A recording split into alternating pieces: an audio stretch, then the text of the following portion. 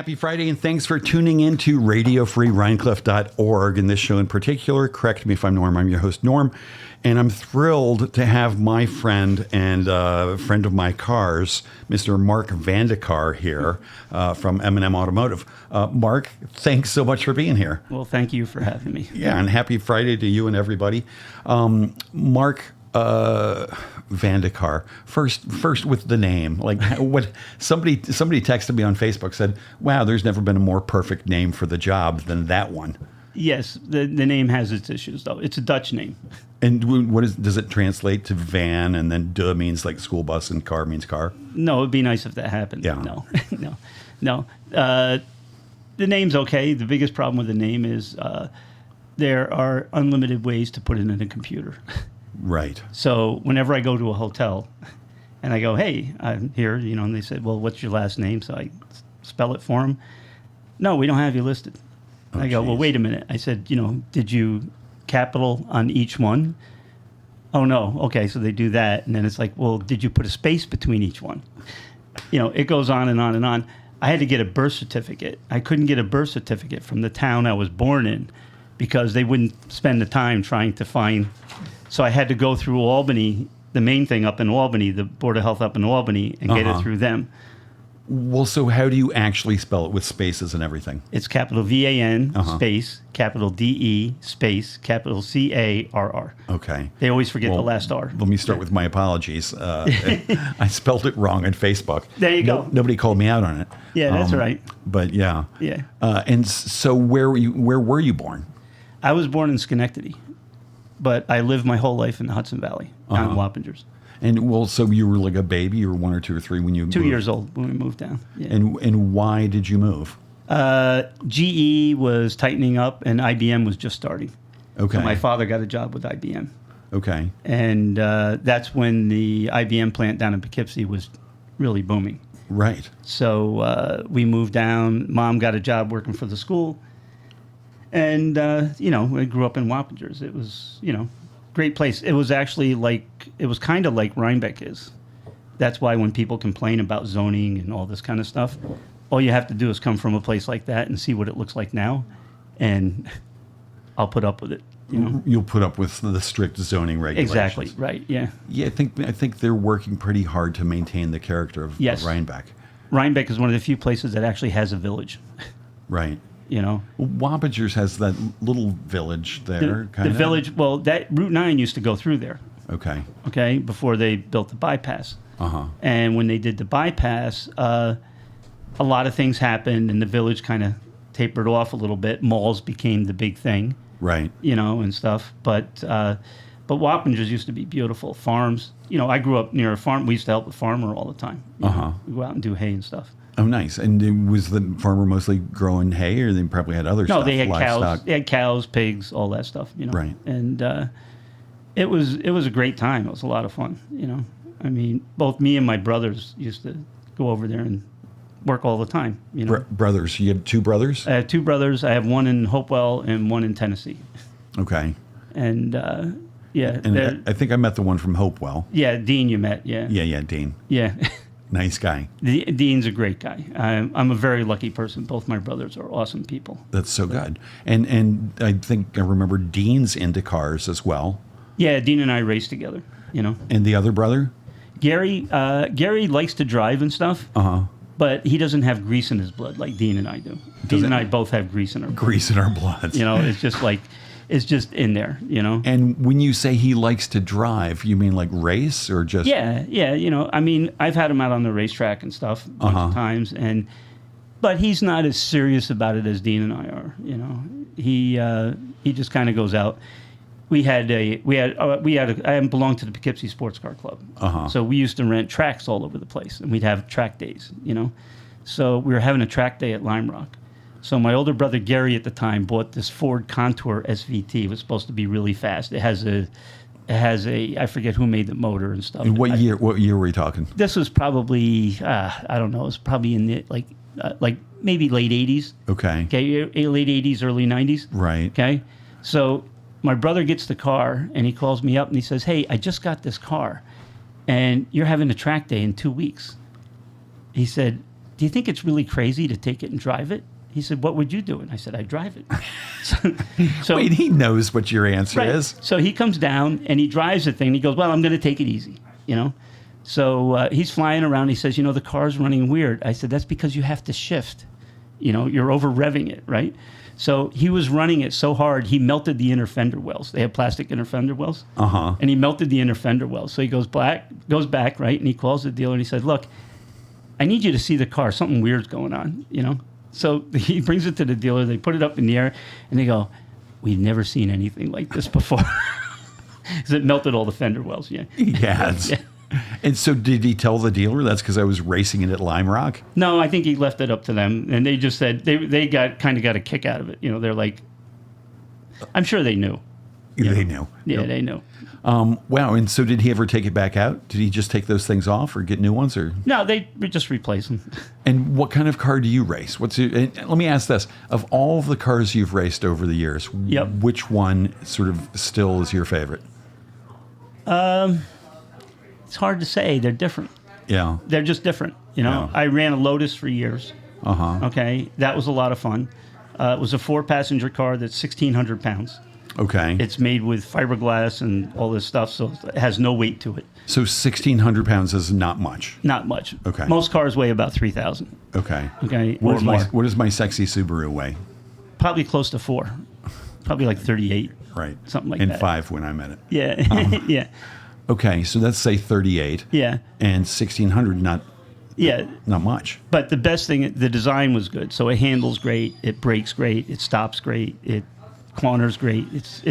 That's the thing. We did. I used to do crazy events. We did the One Lap of America 2 years. We did. Okay, is that what it sounds like? You go to different racetracks all over the country, Okay. and you do time trials at each track, and you drive from track to track in the car you're driving. Okay. Oh. So we did. Wow. So you're not trailering it? No. to tracks. You drive it, and we did 6,350 miles in 8 days, Oh God. and raced at different tracks every day. And that was with the Lotus? We did it with a Lotus the first year, and then George Verrilli's a buddy of mine, so we did it with his Ferrari the second year. Uh-huh. And it's a crazy event. I would never do it again without a full cage in the car. And not because of the track, believe it or not. The track's not bad. Because the track... How many tracks? I should have worn that T-shirt. I think it's 8 tracks or 7 tracks. Okay, that's not 7 tons. tracks in 8 days. Right. And you get 1 reconnaissance lap, then you get 3 time laps, and you go as fast as you can in those 3 time laps. Okay. And the problem is that you don't really get good sleep, you know, because you're going for Right. the car basically runs for the entire week. So doesn't shut off. that is a problem. I mean, that's unsafe for everybody who's taking part in that, right? Exactly. So the second year, it was very, very painfully obvious. You know, the first year wasn't so bad. Second year, we were down in the panhandle of Florida going to Sebring, and it was... Sebring's a racetrack? Yeah, that was probably about 4 o'clock in the morning, and we see all the lights and stuff. There was an accident. There was a truck had pulled over, and he pulled back out on the road, and he forgot to turn his lights on. And there was a Dodge Viper coupe. Right. Ran right into the back of the trailer and took the axle out of the back of the trailer. And so we figured bad news, right? Right, for the guy in the coupe. So the next morning, we're at the next event, right? And those guys are there. And it's because they had a full cage. Right. You know, I that's why I said I would never do it again without a full cage. I wouldn't do it again. It's kind of a crazy deal. Right. You have to average at least 25 miles an hour over the limit, at least, to get any sleep. On the highways. In order to get any there. sleep without the car running. Jeez. Now, who was it? Some famous actress, I think, died by running her car under the back of a bus or a trailer or something. Oh, yeah. Sharon. Yeah. Anybody? Oh, a lot of people have gone that route. Yeah. If you hit the back of a trailer hard enough, they have those protectors. They do now. Yeah, but they're only good for so much. Right. In other words, if you hit them hard enough, you can shear them off, you know? Right. So I would never do that again without, you know, a full cage. But I wouldn't do that event again anyway. And so when's your next race? The next one is in Finger Lakes. Okay. Most of the stuff I do is Solo 2, Sports Car Club of America. And it's basically, the best way to explain it is it's a drag strip with corners. No straights. A long straight would be from here to the front of the store. That's a long straight, okay? Now, the corners are so sharp that like a really well-built sports car, say like a Porsche Boxster or something like that, might be able to take the corners at 35, 40 miles an hour, okay? Right. But I'll do it with a modified car, like my little Spitfire I have, that blue one. You love that car. Yeah, that car, I can do a mile-long course in under 60 seconds, so I can average 60. Okay. Yeah. And so the course, I mean, is it a course or is it on the streets or something? No, it's a course. But we like rent pavement. And like a 40-yard straightaway and then a sharp turn? No, we don't. 40 yards, you never go that far. 20-yard. Maybe, yeah. That's crazy. Yeah. All right, you mentioned a Boxster, like a high-performance sports car. And I'm just going to jump right in this. Yeah. When I posted this, sorry I spelled your name wrong on Facebook, so many people, I know you don't care, so many people wrote in. And somebody said, oh, you should have people write in with car questions. I'm like, Okay. Great idea. Okay. Maybe we should do like a car talk kind of show. But Claudia AC, those are her surname initials, said, I would like a used Miata.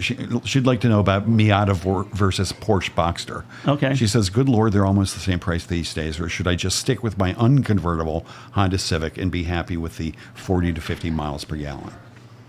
The Miata is actually one of the best designed sports cars in the last 50 years. Okay? They were designed like a true sports car. They have a race car suspension. They moved the motor way back. They made it it's almost a perfect balanced car. Okay? So you can buy those and they sell kits. You can turn them into a race car for like very little money. And the best thing is the Miata runs just like the Honda Civic. You can take it to Florida. You can take it to Canada. You can drive it around everywhere. We have guys in the club that have like 250,000 on them, and they race them on the weekends. Wow. And they're still good. And so that sounds like in the Miata versus Boxster question, you're coming down on the side of the Miata. If you have a Boxster, you have to have enough money that it doesn't matter. Because they're expensive to maintain? Yes. Okay. Yeah. It's a mid-engine car, and just to do a tune-up on it, it takes a lot of time. You know, Gotcha. And the Miata, you open the hood, the plugs are like right up front. You could get a how-to book and do it yourself. It's like really easy. Right. So it's a front engine car, but how is it perfectly balanced? What makes a car perfectly balanced? Weight, front and rear. That's what they consider perfectly balanced. There's also three-dimensional weight. So if the motor's in the front, that's a lot of weight. What's the counterweight in the rear? Well, what they do Miata, is move the drive seat, move the seats back for the passengers. Okay. Okay. And then you make a little small excessive structure in the rear. Excessive structure? Yeah. Like? To make it really stiff and make it really strong. And that helps counter out the weight issue. Okay. Okay. So they're beefing up the chassis? Yeah. So basically, the main thing is they move the motor back. Okay. Like the Miata, normally, if they built it like most cars, the motor would probably be 2.5 feet towards the front of the car. Mm-hmm. And, you know. And is the Boxster a front engine or a rear engine? Mid-engine. Mid-engine. Yeah.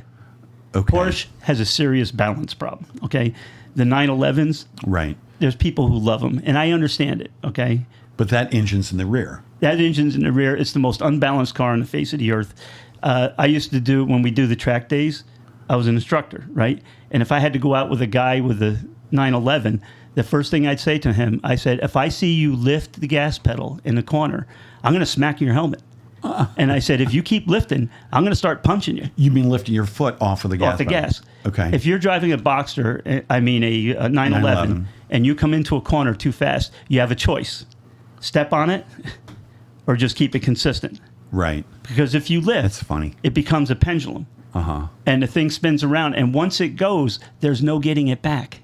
Because the weight is so bad. So many people wreck them. It's unbelievable. Right. Now, there's guys who do really well on the track with them. I call them like kamikaze drivers. They're like, they come in. I said to the guy, so what happens if you're coming in too fast? I rub the guardrail. I rub the guardrail. Because he says if I lift, it's going to spin around and I'm going to like really get hurt and total the car. So they rub the guardrail. So do they, fix up the car so it's sort of like balanced or secured or beefed up on that side?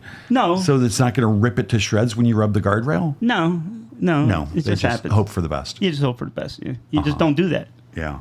You know, there's certain things. All cars are different. There's certain things you just don't do. You know. Now you asked my favorite cars to drive, race cars to drive, is the blue Spitfire I have. Yeah. That's a Spitfire with a Toyota motor. It's 200 horsepower at 10,000 RPMs. Car weighs 1,600 pounds. Yeah. It's a perfect balanced car. It's 50-50 front and rear. Also, I have 65% of the weight below the center line of the wheels.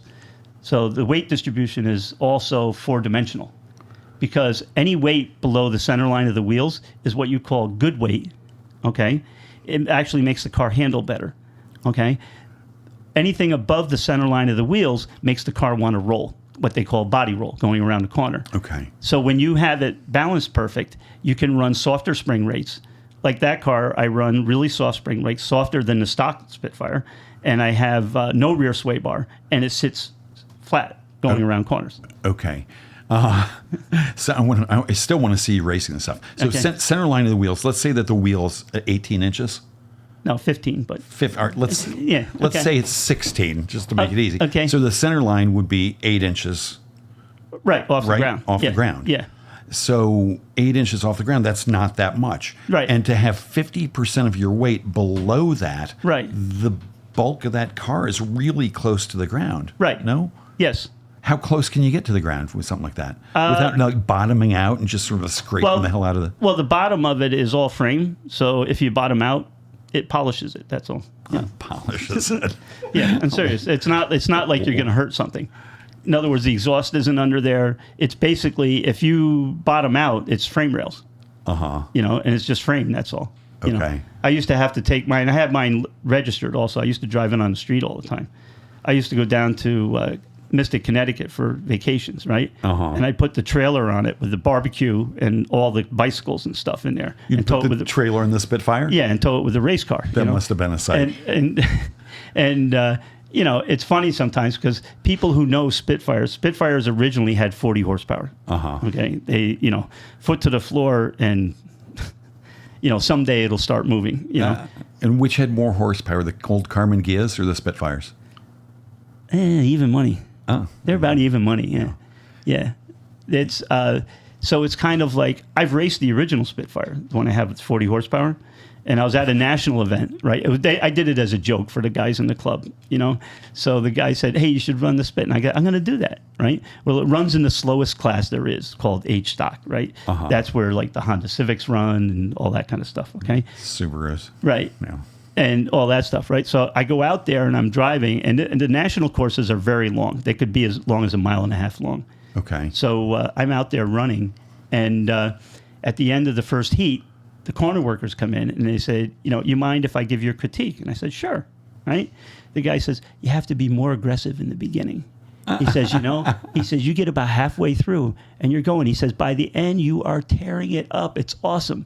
He says, you got to do it in the beginning. I said, I had my foot to the floor the entire time. It takes that long That's how to it takes speed up. To speed up, yeah, exactly. 0 to 60 in 3 minutes. Yeah, I used to say it was a calendar. You know, it was like, Nice. it'll happen next month, you know. And so that's probably the slowest car the slowest accelerating car Car you I ever drove out on track, yeah. What's the fastest accelerating car you ever drove?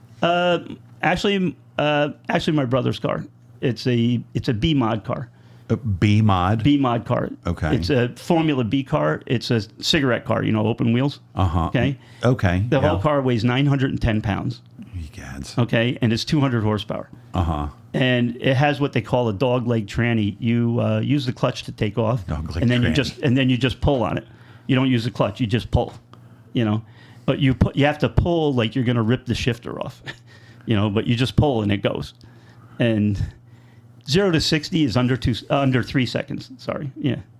That's amazing. Yeah. So now we're talking like G-force, like just... Yeah, and actually... it must be actually physically Yeah. difficult He runs to accelerate 10-inch that wide. fast. He runs 10-inch wide slicks, qualifying tires on the back. Uh-huh. Extremely sticky. And if we're at an event where the pavement's good and we have everything dialed in, sometimes you can lift the front wheels for like a car length when you take off. You know, they'll come like about 4 inches off the ground. Because before they there's land. so much power or torque or whatever. But we're in the using rear this for autocross, so a corner's coming up, you know. What's autocross? That's the drag strip with no straights, Okay. you know. And It's a hoot. We just ran his car over in Kingston. We rent pavement over there. And we did an event over there, and we had 50 drivers. I got the fastest time of day. Nice. My brother got the next fastest time of day. What a treat. He was the second behind me. And then the next car behind him was 3 seconds. So, which is a lot. A lot. A second in autocross is everything. Right. I've been to a national event, and I won this guy over the weekend. He had me all weekend. My last run, I went out, and I really hammered on it, and I beat him by 64 thousandths of a second. We were trying to decide what that is. And that's the cumulative times. Cumulative times, yeah. Well, from how many races? It's the fastest time, 2-day race, fastest time each day. Okay. Yeah. And how many times you race each day? On a national course, you do only three times each day. No practicing. Right. You get to walk the course as much as you'd like, but you don't get to practice. But are people? This sounds dangerous. Are people driving on the course when you're walking it? No. This is only autocross is incredibly safe. That's one of the few things, like when I go to get life insurance and they go, oh, you race, I'm not writing you a life insurance policy. Exactly, right. And I first have to explain to them, it's not the dirt track, like you wreck the car every night, This is incredibly civilized, and the safety stuff is incredible. Like I design courses. You have to be so many feet away from every fixed object. You have to, there's all kinds of rules you come up with. In our club's been doing it since 1950, and we've never had anybody hurt driving an autocross course. Wow. Never. That's amazing. Yeah. Now you mentioned earlier IBM. Your dad came down here to work for IBM. Do you race over in Kingston at the old IBM place there? Yeah, we rent that site once a month. And it's a big parking lot. Right. It's just huge. We set up road courses with cones, and that's it. Now, Kingston isn't the most optimum site. It would be nicer if it was bigger. Right. But it's still, we can basically have about a third of the course like a national course, like going as fast as you would in a national course. Wow. So do different people set up that course every time you race there? Or they're sort of set? It's always a different course. Okay. Always a different course. That's fun. Usually you have someone a course designer, like I do it for our club. If a different club's running there, they have their own course design. So people are complaining like, oh, this is boring, or this is too difficult, or too easy, or... Mainly they complain if it's too boring. Right. Because if you're going to have to go slow like you do in the bank parking lot, right, you might as well stay home and drive in the bank parking lot. All right, that's what I'll do. I'll do that soon. Yeah. Watching it is like watching paint dry. Okay? If the course is not fun. Anytime. It's no fun to watching it is just like watching paint dry. If you get in the car, however, it is the most thrilling thing ever. I've had people come watch me in the Spitfire. In the Spitfire, I have a passenger seat, Oh, geez. So a guy says to me, he says, I thought you were going to go fast. I said, sign the waiver, get in the car, So because he's watching, he's like, you're not moving at all. Yeah, so he gets in the car, and I come back, and he's like shaking. He goes, oh, my God, I had no idea. Did you see this movie, Ford versus Mustang, by any chance? Ford versus Ferrari. Ferrari, right. Yeah, that was the most awesome movie ever. It was so good. It was done so well. But there was that one where Henry Ford II gets in the car with somebody, and he gets out, he's just shaking. Yeah. He's terrified. Yeah, well, that's the GT40. That's fast. But, the funniest part of that movie to me was in the beginning. They're at a SCCA event, Sports Car Club of America event, and they have a Cobra, right? Right. And SCCA is kind of a funny club. If a bunch of guys get together, they'll make up a rule to stop the guy who's the fastest. They'll change the rules, right? So what they did was they came up with this rule that if you're in the sports car class, you had to have at least so much square inches inside your trunk. And the Cobra didn't make it, right? So this guy goes over there with a hammer, right? Opens the trunk, pounds the trunk to death, so it has like a big dome on it, and he goes, there, now it meets it. Yeah, I saw that. I really enjoyed that movie. Yeah. All right, well, listen, as is the tradition here, and correct me if I'm wrong, you brought something for us to drink. Yep. What did you bring? The only thing I can drink nowadays. You have, speaking, the only thing you can drink nowadays, and how come this seltzer? Seltzer. Ooh, black cherry flavor. Black cherry seltzer. May I serve myself absolutely. and others? And you brought 4 glasses from the Poughkeepsie Sports Car Club, which is, and it says solo class winner. I do win occasionally. What? And solo class, that means just one driver, one person per car? Or that's what? solo too. That's the autocross. That's that drag strip with no corners. It's like a secret society. Nobody knows about it, you know? Well, and it's really kind of the interesting thing. If you can do solo too, you can drive anything. Like I did the Targa up in Newfoundland. We drove up to Nova Scotia. George and I drove up to Nova Scotia in the Spitfire, right, towing a trailer with the Spitfire. We take the ferry across to Newfoundland, okay? And they shut down 1,500 miles of road, and you have a 125 mile an hour speed limit, you know? And it's like the first day they do time trials, because what they want to do is in rally, they don't want the cars passing each other. So they set a car out, and then in 5 minutes they send another car, and 5 minutes they send another car, okay? So there was 120 cars, right? We went out and we do the time trial. We were 11th out of 120 cars. So one of the guy comes over to me and he goes, "You do autocross, don't you?" And I said, "Yeah, because when you autocross, you can judge corners. So you get so good at judging corners, Right. It just comes naturally like that, you know." Well, here, cheers. Thanks for being here. Cheers to everybody here. And thanks for bringing the seltzer. Why is this the only thing you drank? Well, I can't drink alcohol because I'm a diabetic, you know, and I like my fingers and toes. Right. And I used to drink Coke. I remember.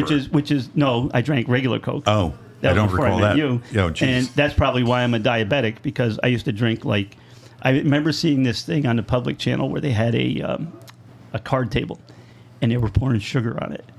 You ever see that? Yeah. And they go, if you drink 1 can of Coke a day, you know, this is how much it is. And then it gets up to if 3 cans a day, and then it's a week and you can't see the table, right? I was drinking 18 cans a day. Oh, God. And when did you stop doing that? Why did you stop doing that? My sugar level went up. Surprise, surprise. Yeah.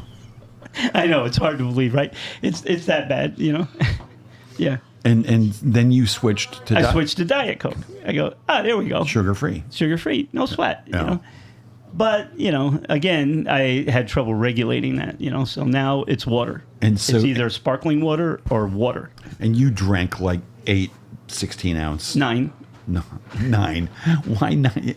Was it always 9? No, it just depends. If it was the summer, I'd get thirsty. And I water drives me mad, like plain water. Yeah. The only way I can drink water is if I'm really thirsty and I chug it. You know what I do? I find water sort of boring too. Yeah. I want to drink more water. Just about every morning, I've got this orange flavored vitamin C powder. Right. And it's flavored and it's nice and it's vitamin C. I put it in the water and drink a huge Right. thing of water. So it's flavored water. Yeah, but It's I not wonder boring. how much if you drank 12 of those a day with that little I packet don't. in it. I drink I one know, of them on I a know. good day. I know. Yeah. All right. So back to your youth. You had a Lotus. Yeah. You got rid of that for some reason. How come? I was very lucky. It's a plastic car. Okay. I used to do track days with it. You know, you do 125, 130, and you're out there with other cars and stuff. And I never hit anything. Okay. And it's like driving a motorcycle. There's very little structure. The windshield is mounted in plastic. The doors are mounted in plastic. The doors are plastic. I've seen them when they get in an accident. If they hit on the right side's gone. Right. If they're on the left side's gone. You know, and I put 120,000 miles on it, driving it all over the country, racing and all kinds of stuff.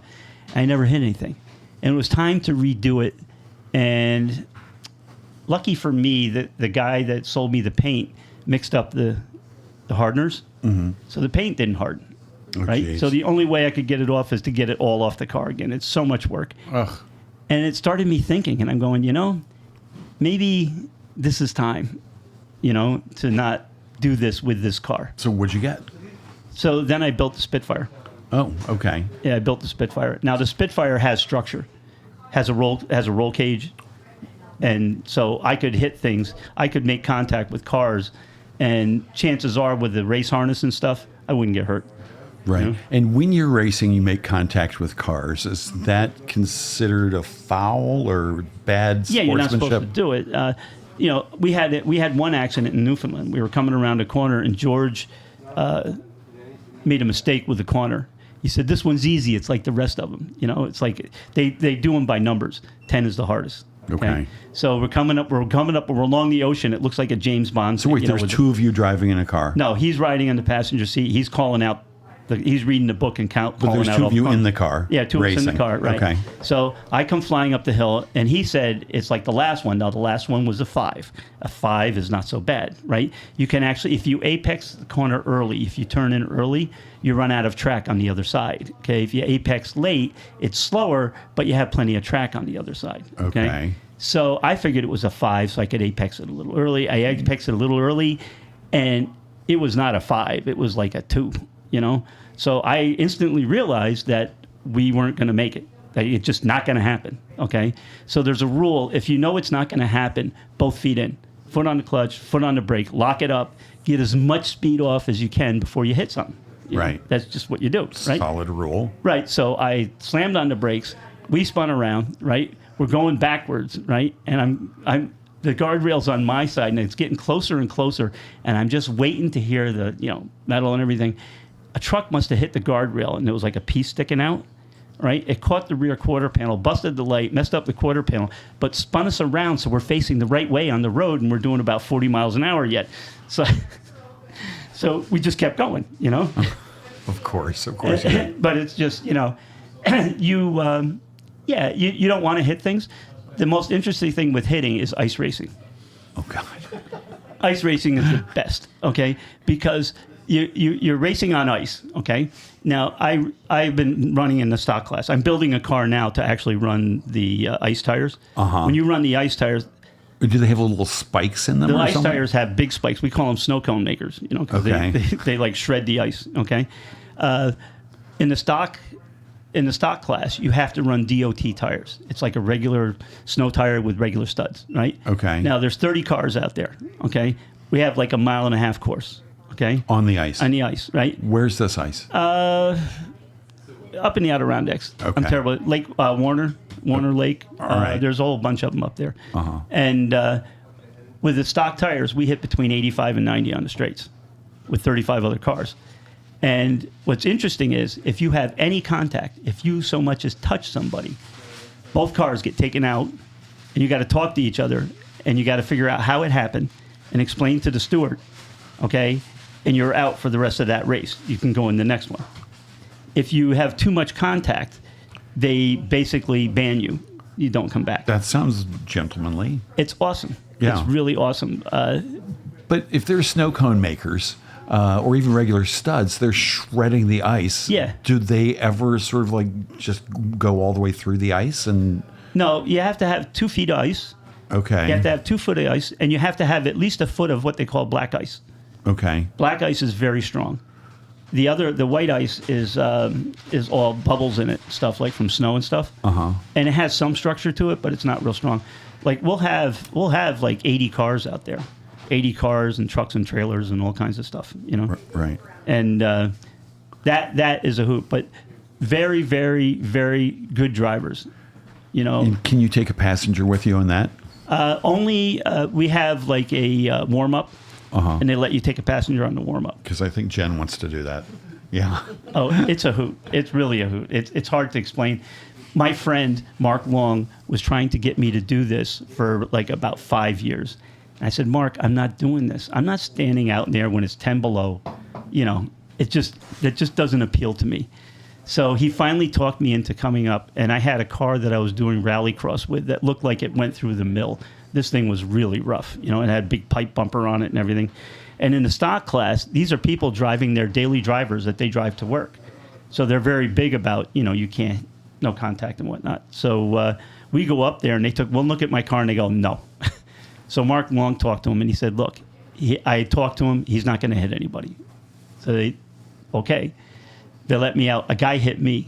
Oh, it was so funny. I'm in the middle of these cars. Now, you got a car like less than a car length in front of you. I got a car right next to me, and this guy hits me, right? So I start to go askew, right? So I'm like all elbows and everything trying to, not hit anybody, right? I didn't hit anybody. I pull off. So they go to me, who hit you? I go, I don't know. How could you not know? I go, are you kidding me? When I got hit, I was just trying not to hit anybody else. Yeah. After it was all over, the guy comes over and he apologized. He said, "Look, I was the guy who hit you, man. I'm sorry." And all That's this kind of nice. stuff. Yeah. No, it was nice. All right, good. Listen, we're going to take some more questions. Time is flying by here. Yep. Andrea P. says, ask him to give an update on whether it's even worth trying to buy a used car these days for a teen driver, if that matters. Because I guess the prices are going through the roof for used cars. Teen driver, just try to get the cheapest thing you can get. That's Yeah. it. Yeah. Don't get. It's always good when they start at the bottom. For a lot of reasons. My car's for sale. Okay. Yes, exactly. No, it's always good they start at the bottom because, first of all, you need to get a car that's cheap enough that you're not going to put collision on it. Because collision on a new driver is insane. And so collision covers the cost of repairs to your car or the other car. Both cars, right. Right. Right. But like if he wrecks it, if he drives it into a telephone pole, they fix his car and he goes back out. Or they give him the money the value of the car. Right. So it makes sense unless the new driver runs into a Ferrari or something. No, it's just the biggest deal is if it's a new driver, the risk is so high of them hitting something. Telephone pole, tree, parked car on the road, whatever, that what they will pay for that insurance, if they save that for 5 years, they can pay cash and buy them a nice car. Right, but I'm saying if you don't have collision damage insurance in your car, then you're paying out of pocket. Your car's, no, if you don't have collision and you hit somebody, it still fixes the other car. Oh, it does. Just doesn't fix your car. Oh. That's all. It's liability. I see. Yeah. Oh, cool. All right, there you go, Andrew P. Don H. writes in, who lives just up the street here. I'm a fan. He let his staff supply my beloved Jeep with enough juice, I guess she means gas, to get me home at 5 p.m. on a Friday when it stalled 5 minutes from home. Literally its final trip. And for nothing, I bought a new car the next week. For nothing, you didn't charge me at all. And she says now whenever she has any problems, she brings it to M&M for service. Somebody else wrote that in. Kathleen E. says, Mark drove out to Salt Point years ago to work his magic when the wind blew my car door shut, locking the keys inside with the engine running. I love that. Refused to let me pay him. Yeah. I've never gotten so many comments. I promote every show on Facebook. I've never gotten so many comments as I did when I put your name up. So many lovely stories like this. I'm a firm believer in karma. Yeah. Big time. It's funny. Vanda, Carr, karma. It's all Carr with you, isn't it? Yeah, I know. Karma is just the best. And it's, I can say, looking back at my life, karma's been very good to me. Very good to me. George Verrilli delivered my daughter, okay? Now, I would just open the shop, okay? Back then, if you quit, you didn't have health insurance.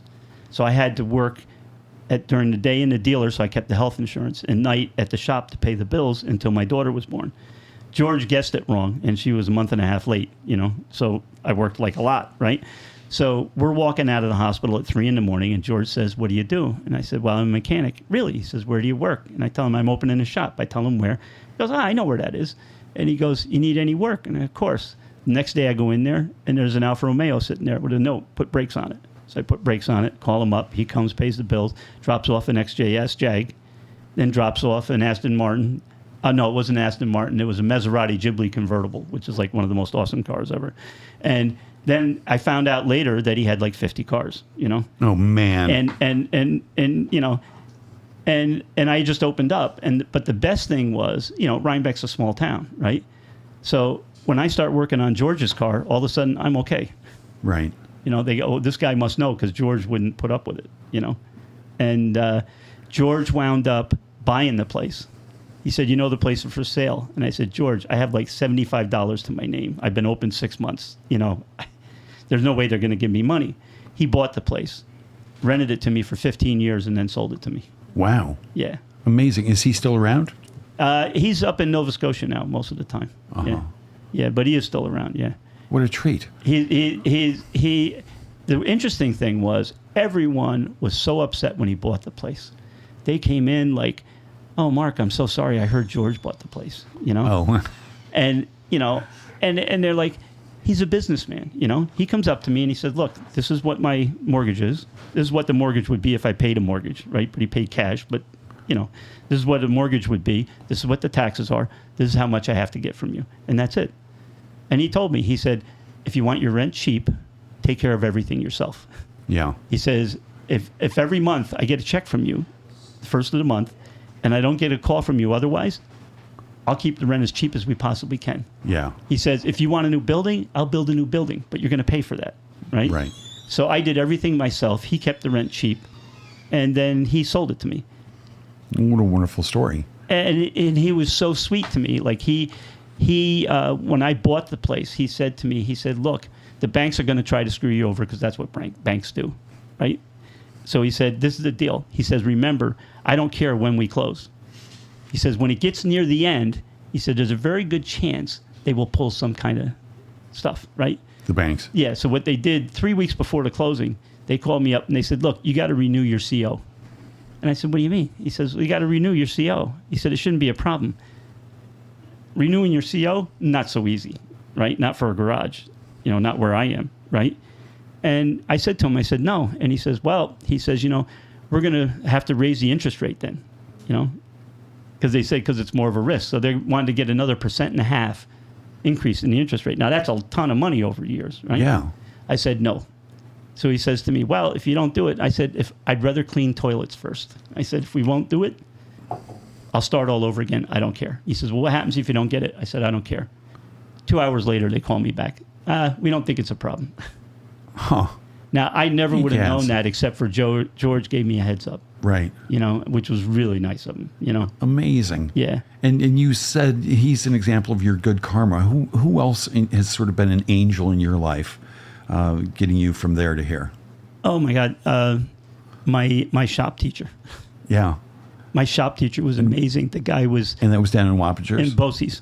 Okay. And, so that's Dutchess County, Bosse's. Yeah, this was before they had the one building. They used to be in buildings all over the county, okay? And when it was in buildings all over the county, it was really awesome. This guy, Mr. Capon, and Mr. Capon was 65 my first year, right? He kept working because he said he wanted to finish up the class, right? So he kept working longer to finish up the class. So he worked till he was 67, right? He taught you how to go about it. I can still hear his voice. You'd be working on something, and he'd come up behind you, and he goes, what are you doing? And it would strike fear in you, So you had to explain to him what you were doing. And he said, how do you know you have to do this? And you had to explain to him how you know and how you figured that out and all this stuff. And he says, sometimes he'd say, you're BSing me, that's wrong.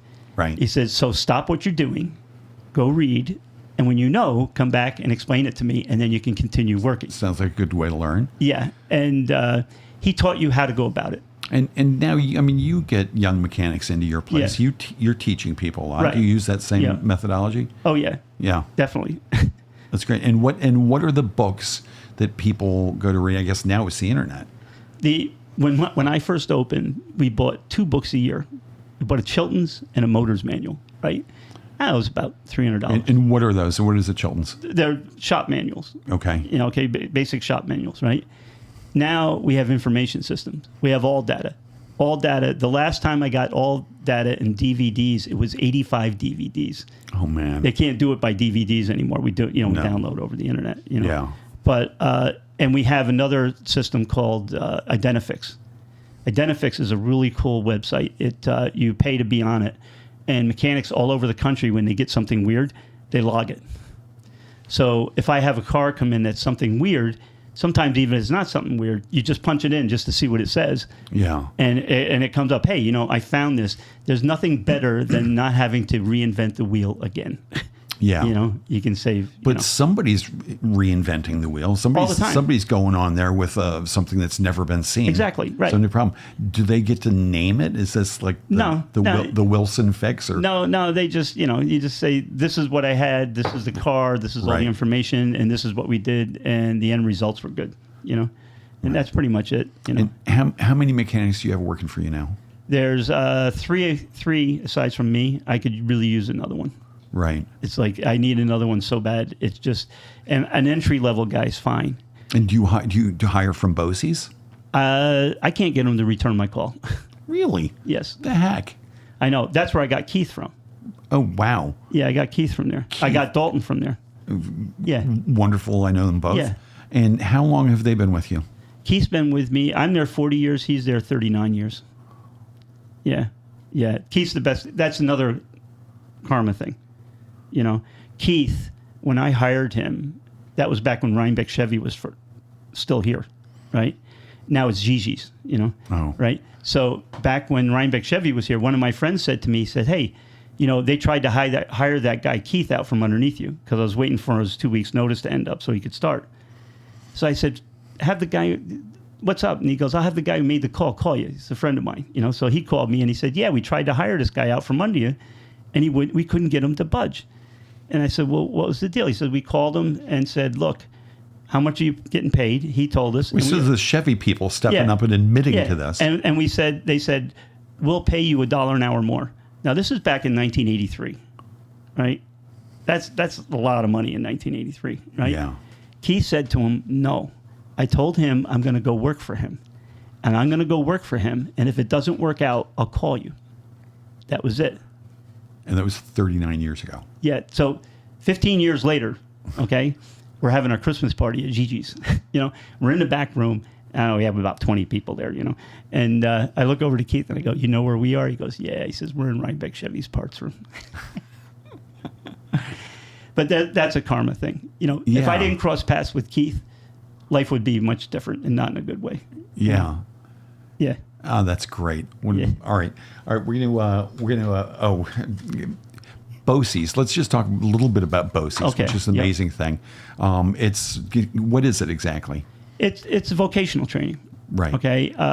When I wanted to go, they wouldn't let me go because they said, you're going to go to college. And I said, look, I want to work on cars. Who's they? The guidance counselor. Okay. Did you ever go in the guidance counselor's office and see the poster? They have the poster in there. If they still have it, I want to go in and rip it off the wall. Okay? And what did the poster say? The poster, they got a guy in a suit, okay? And a guy who's a mechanic. He's all greasy head to toe, and I think he's missing teeth. I'm not sure. I don't really remember, okay? But on the bottom of the poster, it says, don't work hard, work smart. Fair enough. Had me so upset because I'm like, first of all, you don't ever tell anybody who's a kid, don't work, right? How about work hard and smart? Sure, okay? Yeah. Okay? And so that's why we have no mechanics. That's one of the reasons. I had to fight with the guidance counselor to get in there.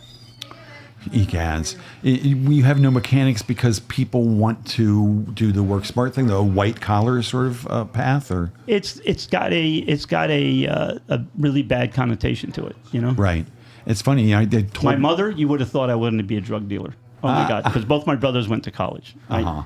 So you would have thought, oh my God, you know. Then before my mother died, she goes, you know, you did the right thing. She goes, you like what you do. You made more money than both your brothers. Yeah. You know, and you love what you do.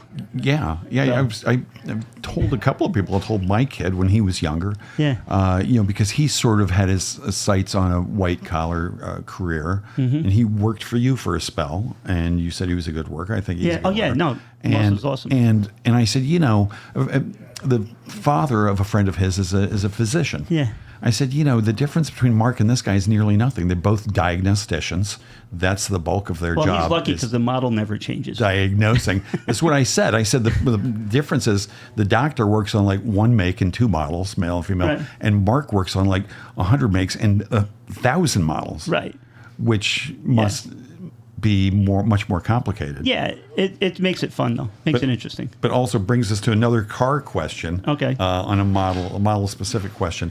When I have my tires rotated in my 2016 Camry, there's torque and noises like the brakes are suffering. This goes on for a while. What might that be? Read that again. Yeah. When I have my tires rotated on my 2016 Camry, there's torque and noises like the brakes are suffering. I'm not sure what that means, the brakes are suffering. This goes on for a while. It very well could be uneven tire wear from a rear alignment.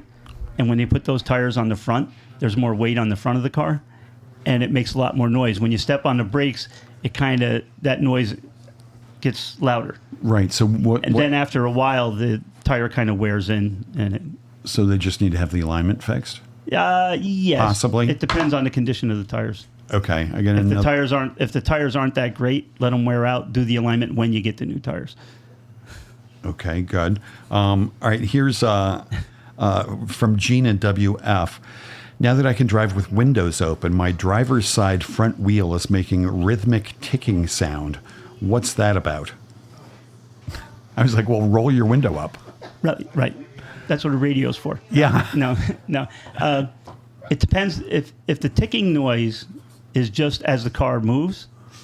If the car sat for a while with all the moisture we've been having, what happens where the brake pads sit, it doesn't rust, but it gets a rust edge at each edge. Mm-hmm. And every time that comes around, it hits the pad and it clicks, okay, until it eventually wears in. And if it's a noise that's making a clicking sound and it goes away when you step on the brakes, or you go around a corner and it changes, then you got to make sure the wheel's tight enough. Okay. Okay. All right, good. Bringing it into M&M, Mark will take care of that. Here's from Martha T. The obvious question, what do you drive? And she has another follow-up question. Depends when. What do you drive when you're driving around here, when you're not driving to a race? When I'm not driving to a race? Yeah. Either the Mustang or Maryland's minivan. Uh-huh.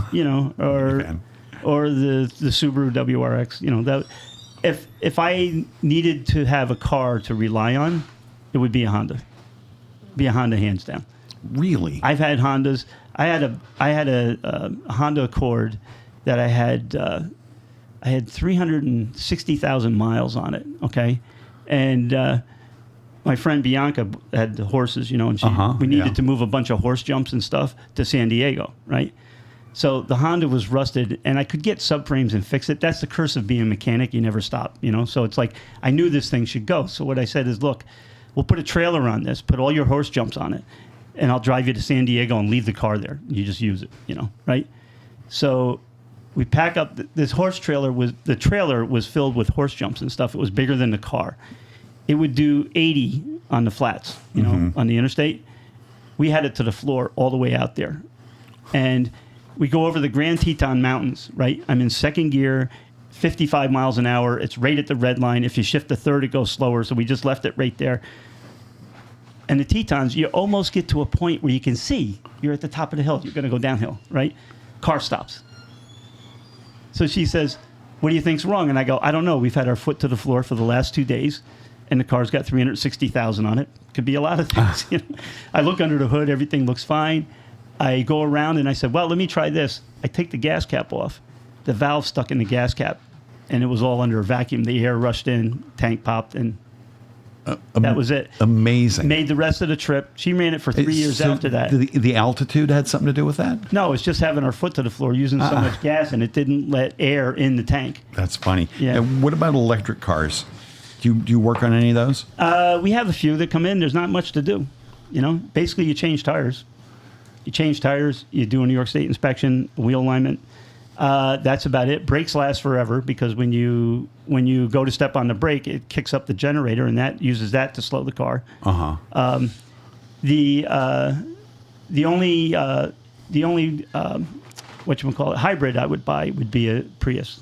That would be the only hybrid I would buy. They're not very attractive, though. I know, but they're reliable and they work well. So. When are they going to make a hybrid or electric convertible? That's coming. But the biggest problem with the electric stuff is though, they're not thinking right. When it comes to the environment, it drives me absolutely mad. Okay, because they're not looking at it right. Okay, it's all about energy. That's what it's about. Okay. Because you plug it in, it uses energy. It uses a lot of energy. Right. Okay, cars use an amazing amount of energy. Okay, they want 30% of the cars to be electric by 35, I think it is. Okay, if that happens at 5 o'clock, the lights are going to go out. Plain and simple as that. Okay, because if they start building the infrastructure now, and that's a major project, and they're going at it. This isn't even. We're going to do it with renewable energy. This is just going to be to make sure that we can get the power to all the houses, okay? Right. But some people have solar panels on top of sort of their carport.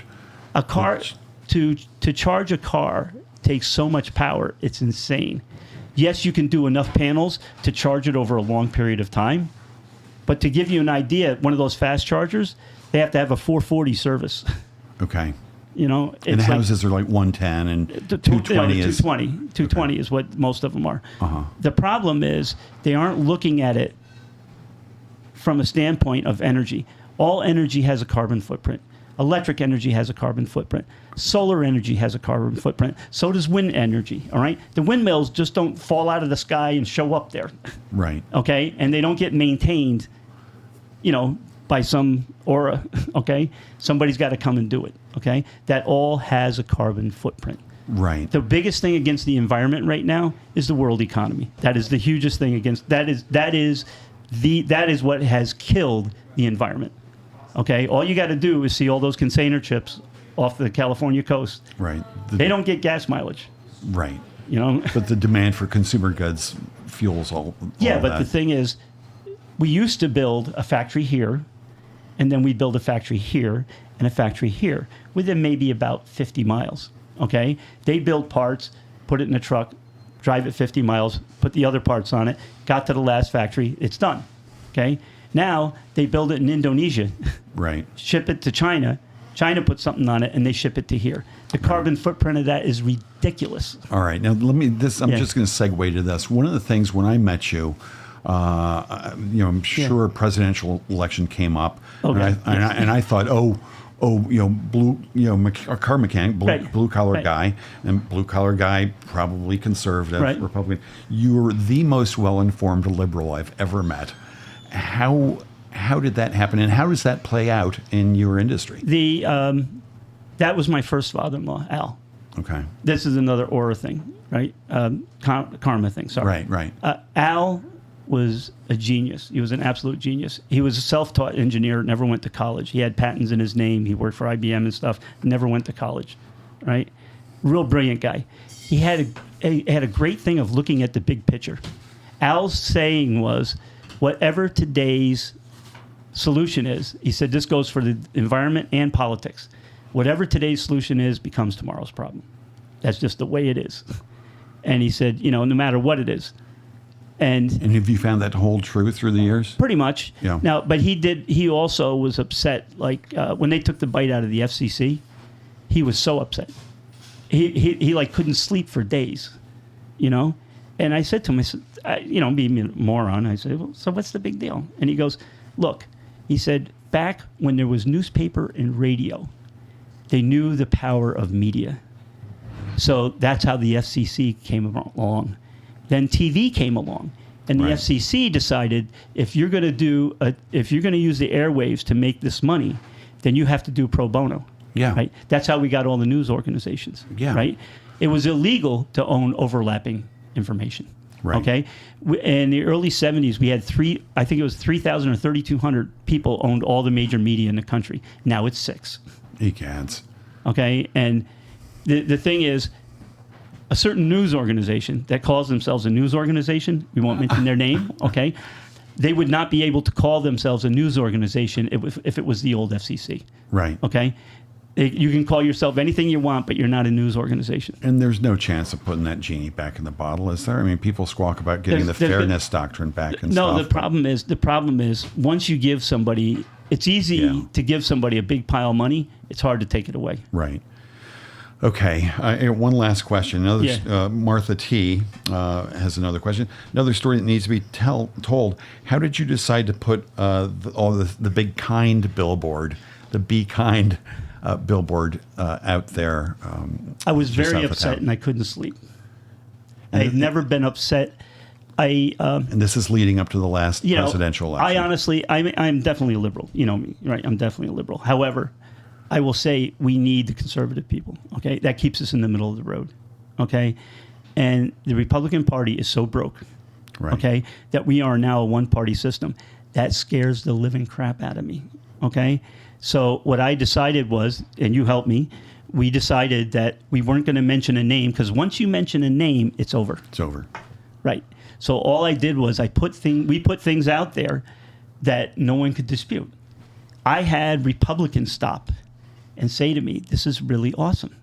And I had one guy, a lot of them stopped and said, I'm no longer a Republican, believe it or not, okay? But I had one guy stop, and he's still a Republican. He says, I'm just not sure who you're voting for. Now, you're standing right next to the sign that said, vote for stable and consistent leadership. Which I almost broke out laughing. But lots of people felt that the previous guy was a very stable genius. He said so, and people believed that. No. Plenty of people did. No. I know we had stupid people. I know we had racists. I didn't know we had so many. Right. Okay. And the thing is, it's really people, because he was president. The biggest problem is this is the first president we've had who has no regard. He has no integrity whatsoever. None. Right. Zero. Absolute zero. Okay. And your sign said, vote to make America kind again. Exactly. Yes. We were never really that kind. We were nasty to the Indians. Yeah. We were nasty. We're nasty pretty much to anybody who comes in. But now we're exceptionally nasty. Yeah. So it'd be nice if we could kind of shift it the other way a bit. It would be super nice. And it is super nice for you to come here tonight. Thank you so much for being here. Yeah. The hour flew by. Will you please come again? Absolutely. All right, good. Sure. Awesome. Thank you for having me. Mark Vandecar, thanks for being a guest. Don't correct me if I'm Norm. Thanks to Patricia and Matty here at the Nook at the Epicurean, and Jen Hammoud, who's working the engineering board. Everybody have a fabulous Friday. Thanks for tuning in. Goodbye.